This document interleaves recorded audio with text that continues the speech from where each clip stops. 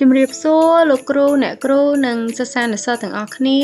នេះជាការបង្ហាញថ្នាលបឋម PLP ថ្មីការបង្ហាញអំពីការចូលគណនេយ្យនៅពេលដែលយើងចូលមកដល់ទំព័រ page លោកគ្រូអ្នកគ្រូនិងសិស្សានុសិស្សទាំងអស់គ្នាមើលកន្លែងដែលមានដាក់ថាឈ្មោះអ្នកប្រើប្រាស់អញ្ចឹងឈ្មោះនេះនាងខ្ញុំធ្លាប់ចូលម្ដងហើយអញ្ចឹងមានឈ្មោះនាងខ្ញុំស្រាប់ប៉ុន្តែដល់ពេលដែលយើងបញ្ចូលយើងត្រូវវាយបញ្ចូលឈ្មោះរបស់លោកគ្រូអ្នកគ្រូឬក៏សិស្សានុសិស្សទាំងអស់គ្នាឈ្មោះសម្រាប់អ្នកប្រើប្រាស់បន្ទាប់ពីវាយឈ្មោះអ្នកប្រើប្រាស់ចូលហើយយើងត្រូវមើលលេខសម្ងាត់ហើយលេខសម្ងាត់នេះផងដែរគឺលេខសម្ងាត់ដែលជាលេខផ្ទាល់ខ្លួនជាលេខសម្ងាត់ផ្ទាល់ខ្លួនដែលត្រូវចូលក្នុ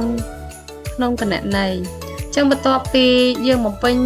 រួចរាល់អស់ហើយយើងសូមចុចប៊ូតុង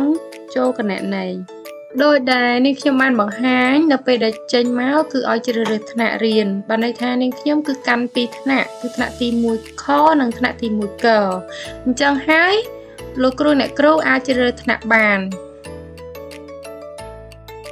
បើសិនជាយើងចង់ចូលទៅថ្នាក់ណាយើងនឹងជ្រើសរើសទៅថ្នាក់នោះអញ្ចឹងជាឧទាហរណ៍នាងខ្ញុំនឹងជ្រើសរើសយកថ្នាក់ទី1ខ